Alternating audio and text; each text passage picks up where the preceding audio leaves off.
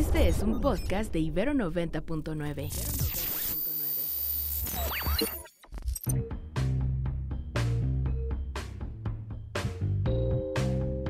Desde el Estudio B de Ibero 90.9, esto es Control de Cambios, una producción de Ibero 90.9 y la revista Nexos. Mi nombre es Valeria Villalobos Guízar.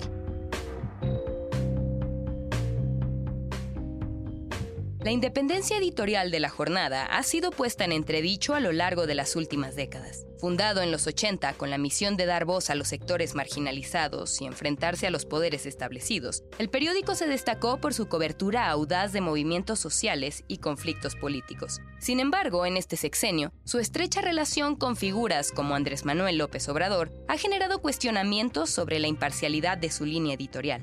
La Jornada ha recibido importantes sumas de dinero en publicidad oficial, lo que ha coincidido con un apoyo casi incondicional al presidente y su gobierno. Esta simbiosis entre el diario y el poder político ha erosionado la credibilidad del medio entre algunos de sus lectores, planteando interrogantes sobre su verdadero grado de autonomía. ¿Cómo fue que un diario que nació con la intención de criticar al poder se convirtió en el mayor simpatizante del oficialismo? Andrew Paxman es profesor de Historia y Periodismo en el Centro de Investigación y Docencia Económica. Bienvenido, Andrew. Hagamos un poco de historia. Cuéntanos sobre el origen de La Jornada, cuándo comenzó, quiénes son sus fundadores y cuáles eran sus principios políticos.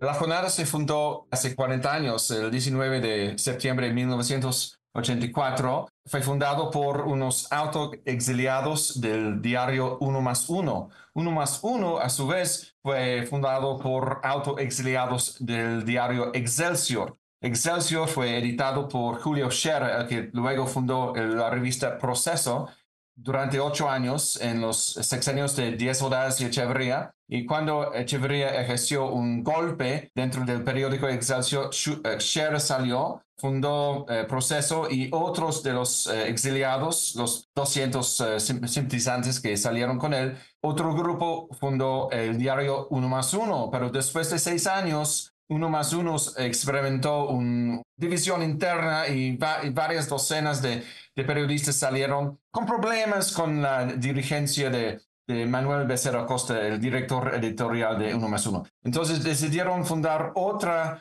diario izquierdista, La Jornada, que tendría una visión aún más a la izquierda. Los 5 fundadores principales que habían tenido puestos importantes en Uno Más Uno eran Carlos Payán, que fue el primer director general, Carmen Lira, que es la directora general hoy en día, Humberto Musac, Héctor Aguilar Camín y Miguel Ángel Granados Chapa. Ahora, durante sus primeros años, digamos durante el periodo del PRI, ¿cuál era la relación de este periódico con el gobierno? Es decir, ¿cómo era el equilibrio entre su libertad y su compromiso periodístico y la financiación que recibía por parte del gobierno a través de publicidad? Fue una relación en cierta medida simbiótica. El diario no podía sobrevivir sin el apoyo de la publicidad oficial, y desde la perspectiva del gobierno le convenía tener la existencia de un diario de la izquierda porque fue una prueba de que México supuestamente era una democracia, que existían varios medios críticos. Pero desde la perspectiva periodística se trató de una especie de malabarismo, en el sentido de que La Jornada quiso ser diario crítico y principalmente su línea fue crítica, pero de vez en cuando, como consecuencia de aceptar tanta publicidad oficial, tuvo que alabar el presidente en turno. Por ejemplo, cada 2 de septiembre, o sea, el día después del informe, se notó que la portada tenía el presidente dando su informe con una cita de la misma ponencia, un tono muy positivo. Entonces fue como el precio que tuvo que pagar La Jornada para seguir recibiendo apoyo oficial. ¿Y cómo dirías que cambió esta relación con la transición, con el gobierno de Fox y luego con el de Calderón? La Jornada seguía con una voz crítica durante todos los años 90 y la primera década del siglo XX. De nuevo, de vez en cuando se notaba toques de oficialismo, pero el tono por lo general fue crítica. Sin embargo, La Jornada, como todos los diarios en México, empezó a sentir una reducción en sus ingresos por publicidad privada a partir de 2008-2009. Esa dependencia se notó más que nada en el sexenio de Peña Nieto. Se notaba que esa tendencia histórica de que de vez en cuando la jornada saldría con una portada que alababa al presidente, eso se volvió regular en el sexenio de Peña. Para 2016, Peña estaba saliendo en la portada de la jornada sonriente, estrechando la mano con Barack Obama o Justin Trudeau, o dirigiéndose a la ONU, o salvando la mariposa monarca, como 3 veces al mes. Entonces, ya para ese entonces se notó que la jornada estuvo en un lío financiero y su dependencia en el Estado fue peor que nunca. ¿Situarías ahí, en ese momento, digamos, en el sexenio de Peña Nieto, cuando comenzó esta crisis reputacional o de credibilidad de la jornada? Notable no solo en lo que se veía en la portada, pero notable en cómo los periodistas de la jornada estuvieron decepcionados. Añoraban los viejos tiempos de los años 90 en que la jornada mostraba una consistencia crítica. Eso afectó. Ese trato con Peña Nieto realmente dañó la moral de la redacción. Para tener más claro como este contraste entre lo que pasó a partir del sexenio de Peña Nieto y antes, ¿podrías compartirnos algunos momentos clave en que el periódico haya mostrado signos de tensión entre este compromiso editorial y su relación con gobierno, como para darle más énfasis a su compromiso periodístico que al segundo? Debo decir de antemano que la jornada construyó una reputación de excelencia periodística en sus primeros años. Su cobertura del temblor del 85 no tuvo paralelo. Su cobertura de otros acontecimientos políticos. En el 91, por ejemplo, hubo una serie de elecciones para el gobernador de México en un contexto de democratización, es decir, Carlos Salinas manejaba el lenguaje de democratización, sintió la presión de presentar una cara demócrata hacia los norteamericanos y los canadienses mientras se estaban negociando el Tratado de Libre Comercio. O sea, México tuvo que comprobar a sus críticos en el extranjero que sí era una democracia o que se estuvo democratizando. Así que en 91, una elección fraudulenta en San Luis Potosí que la jornada cubría. La cobertura tuvo 2 consecuencias. Primero, contribuyó a una presión sobre Salinas de cancelar la elección. Esto fue como la consecuencia positiva. La negativa es que sufrió un boicot publicitario. Ese tipo de boicot publicitario desde la presidencia afectó a la jornada en varias ocasiones en los 80 y 90 como consecuencia de publicar notas incómodas al régimen. ¿Y a qué se debe que la jornada se siguiera manteniendo y sobreviviendo, sobre todo de financiamiento del gobierno, a pesar de ser tan confrontativo con él durante estos primeros años? ¿Por qué no buscar otro tipo de estrategias, como me imagino buscaron otros diarios? Bueno, desde la perspectiva del gobierno, siempre convenía para el discurso de democratización. Desde la perspectiva del diario, es irónico el hecho de que La Jornada fue pionero en México en Internet. Fue el primer diario en lanzarse, en tener su propio sitio web. Sin embargo, no creció ese negocio, a diferencia de, por ejemplo, Reforma, El Universal, que crearon sitios en real time a partir de 2000-2001. La Jornada descuidó a su presencia en línea y aún hoy en día el sitio es muy pobre. Otra cosa que no han hecho, han tardado en monetizar su presencia en, por ejemplo, YouTube y otras redes sociales. Ahí hay posibilidad de construir un nuevo flujo de ingreso. Y La Jornada no lo ha hecho porque La Jornada sufre una visión muy anticuada de los medios. Siempre su apuesta ha sido en la versión impresa y casi nada más. Ahora pasemos a lo que corresponde a este sexenio. Salvo Televisa y TV Azteca, La Jornada ha recibido más publicidad oficial que cualquier otro medio de comunicación. Esto y su constante celebración de las políticas más controversiales del sexenio han hecho que muchos críticos aseguran que La Jornada se ha convertido en una suerte de órgano de propaganda de la 4T. ¿Tú estarías de acuerdo con esta afirmación? En cierta medida, pero es importante reconocer que la jornada sigue publicando notas en el interior del diario que sí son notas críticas. Por ejemplo, Luis Hernández Navarro, que es uno de sus editores, digamos, senior, es el editor de las páginas de opinión, es una persona apasionada por la cuestión de los indígenas, el medio ambiente, y él ha publicado notas críticas, por ejemplo, sobre el Tren Maya. Hay varios columnistas más que han publicado notas críticas en las páginas de la jornada.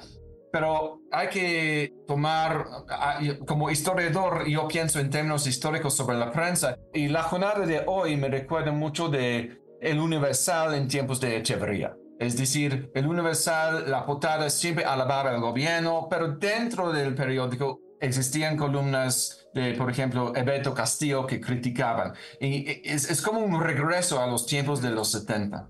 ¿Y podrías contarnos justo sobre casos contrarios, es decir, casos que evidencien cómo algunas de las coberturas en apoyo al gobierno resultan incompatibles con la promesa de sus fundadores de darles voz a los que no la tienen? Un ejemplo sería la cuestión de la sociedad civil. De hecho, en su primera edición en el 84, hubo una editorial que salió en la primera página que habló de la sociedad civil, de cómo la jornada nace de los esfuerzos de la sociedad civil. Pero a principios de este sexenio, AMLO dijo que no, él ya no cree en la sociedad civil. Según él, la sociedad civil es algo que ha sido cooptado por el PRIAN, entonces ya no confía en la sociedad civil.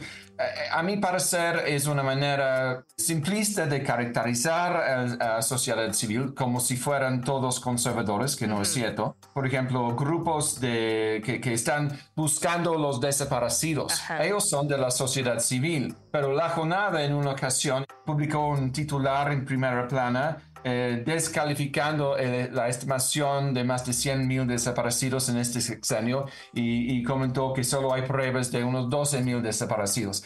Una gran decepción cuando se considera el propósito fundador del diario. Ahora, ¿cómo consideras que el liderazgo de Carmen Lira y su relación con Andrés Manuel López Obrador ha contribuido a las críticas sobre la pérdida de independencia editorial del periódico? Hay que reconocer desde un inicio que Carmen históricamente era una gran periodista que hizo cobertura de las guerras en Centroamérica, una cobertura valiente, una cobertura apasionada. En los primeros años de la jornada, en los años 80, principios de los 90, cuando funcionó como la mano derecha de Carlos Payán, tuvo fama en la redacción de defender a sus reporteros. Cuando un ministro del gabinete o el vocero del presidente llamó para quejarse sobre una nota, ella solía defender a sus reporteros. Sin embargo, a partir del 96, cuando tomó las riendas, después del tercer periodo de Payán, ella fue nombrada como directora general y sigue en el mismo cargo casi 30 años después. Evidenció un liderazgo menos tolerante de diferencias de opinión, y para ganar o fortalecer su base de apoyo dentro de la redacción, cuentan en la redacción que permitió a varios reporteros y editores senior a lucrar de sus posiciones, por ejemplo, vendiendo publicidad en el Congreso. Entonces, eso creó un cierto malestar en la redacción, y a la misma vez estuvo dispuesta a permitir a que veteranos del diario obtuvieron préstamos de la empresa de bajo costo o préstamos sin intereses. Les permitió grandes presupuestos de viáticos cuando iban de viaje, les pagaban muy bien. Ha crecido dos cosas: un malestar entre los reporteros regulares y la jerarquía, resentimientos, y también un descuido que data desde finales de los 90 de las finanzas del diario. ¿Así explicas la huelga de trabajadores del 2017 o cómo podemos entender lo que pasó entonces? Habían habido huelgas anteriores, pero muy breves. Esta fue la huelga más severa en la historia del diario. Aunque durara nada más 4 días, resultó con el despido de hasta 18 periodistas en el transcurso de los 6 meses siguientes. La huelga debió a un resentimiento a esas prácticas que acabo de mencionar y imposición de que sufrieran un recorte neto en sus salarios y prestaciones de un 45%. Entonces, esto fue lo que detonó la huelga a principios de 2017. Históricamente, la jornada pagó muy bien a sus empleados. En la época dorada de la jornada, cuando recibían mucho dinero no solo del Estado, sino de los anunciantes privados y de venta de ejemplares, fijaron ciertas normas, ciertas expectativas en la redacción que resultaron difíciles de continuar en el largo plazo. A partir de 2006, 2007, 2008, cuando empiezan a caer las ventas publicitarias, empezaron a caer las ventas al público. La jornada no hizo los ajustes necesarios a la nueva realidad económica. La huelga fue el legado de un descuido, una postergación anual de la toma de decisiones difíciles. Es una ironía que en el corto plazo una de las fuerzas de la jornada fue la fuerza de su sindicato, un sindicato fundado por el monero Magoo en el 85, a un año del lanzamiento del diario, que creó un ambiente de grandes beneficios para los reporteros y todos anduvieron muy felices. Hay un dicho en inglés, there's a lot of blame to go round. No quiero decir que la huelga surgió nada más de la intransigencia de Carmen Lyra y su gente. También hubo intransigencia por parte del sindicato. Ahora, para seguir con Carmen Lyra, ¿de qué manera crees que la renovación generacional en el liderazgo de la jornada ha afectado pues, la moral interna y su adaptación a los cambios al periodismo digital, por ejemplo? Es una gerontocracia, ¿no? Es un liderazgo por los muy viejos. Carmen Lyra tiene más de 80 años, creo que va a cumplir 82 en este año. Los demás editores, la mayoría están en sus 60, 70.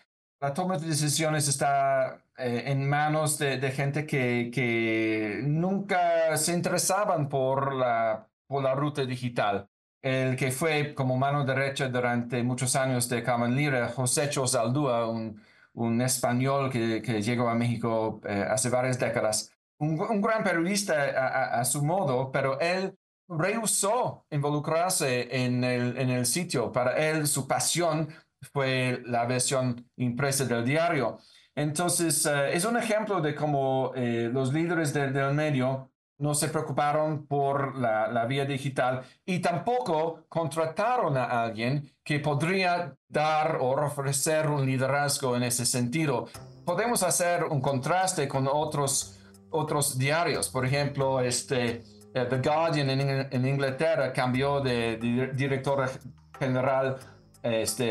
Metieron a Catherine Viner hace como 5 o 6 años y ella revolucionó el modelo en línea de The Guardian, que hoy en día es uno de los periódicos más consultados a nivel mundial. Claro. A veces hay que meter un relevo generacional porque la vieja guardia no se puede adaptar a las nuevas realidades. Yo creo que ha habido una renuencia general entre periodistas de esa generación que ahora están en sus años 60 o 70, de explorar nuevos canales de ingreso potencial, por ejemplo, en YouTube o en TikTok. Cosa que sí están haciendo algunos medios. Lo han hecho muy exitosamente los editores de Sin Embargo con su canal de YouTube, programa de YouTube, los periodistas con Álvaro Delgado y Alejandro Páez. Recién estaba hablando con Adrián López, que es el director de El Noroeste de Sinaloa, y ellos lanzaron o relanzaron su presencia digital hace como 6 meses y han experimentado un gran éxito en capturar millones de vistas a sus videos en su canal de YouTube. Otro ejemplo de un medio que sí lo ha hecho sería Milenio, que a partir de 2008, 2009 dijo a sus reporteros, pues ahora tienen que hacer videos, ahora tienen que reportar no solo para el medio, para el diario, sino también para radio y televisión. Entonces esto sería otro caso más vanguardista. Andrew, por último, ¿qué crees que pasará con la jornada con el inicio del sexenio de Claudia Sheinbaum? Claudia Sheinbaum visitó el edificio de la jornada y pasó 2 o 3 horas ahí hablando con Carmen Lira y la demás dirigencia. Y al día siguiente salió en la portada saludando a Carmen Lira, los dos muy sonrientes.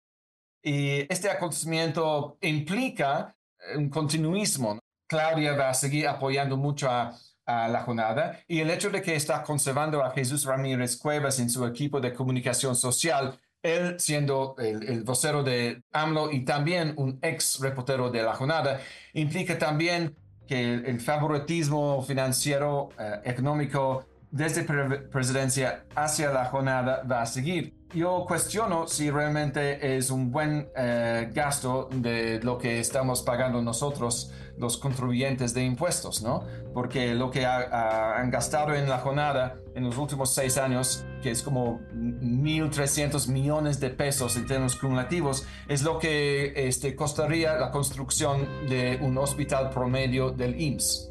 Realmente debemos, los contribuyentes de impuestos, estar gastando tanto en un órgano de, si no es por completo de propaganda, es muy propagandística. Yo lamento que va a seguir siendo igual, pero espero que habrá una nueva conciencia en el Palacio Nacional. Vamos a ver.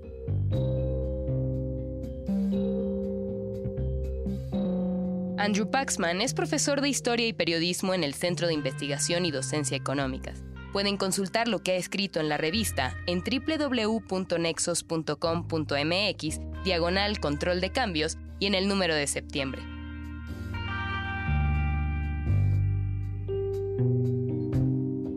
Muchas gracias por escuchar Control de Cambios, una producción de Ibero 90.9 y la revista Nexos. El guión de este episodio es de Melissa Casab y Valeria Villalobos Guízar.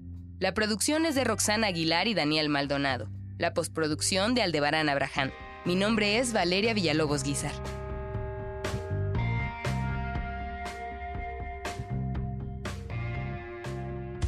Más podcasts, música y radio en vivo en ibero99.fm.